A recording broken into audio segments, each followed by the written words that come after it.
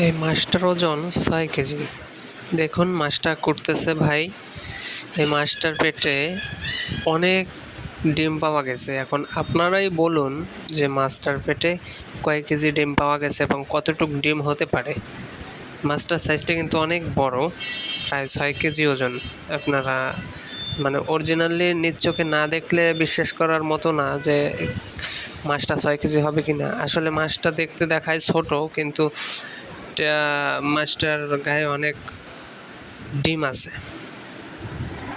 এটা হচ্ছে মূলত কার্ফিউ মাছ এবং পরিষ্কার করতেছে দেখেন কত সুন্দর করে ছুরি দিয়ে যেভাবে আপনার খসিগুলো মানে কাটতেছে, মাছের গায়ে কিন্তু একটুও লাগতেছে না। আর সচরাচর আমরা যদি এভাবে করতে যাই মাছের মাংস থেকে উঠে মানে সব কিছু কেটে যায়। আর এরা দেখেন কত নিখুঁতভাবে মাছটা পরিষ্কার করতেছে, অথচ একটু চামড়াও কাটতেছে না।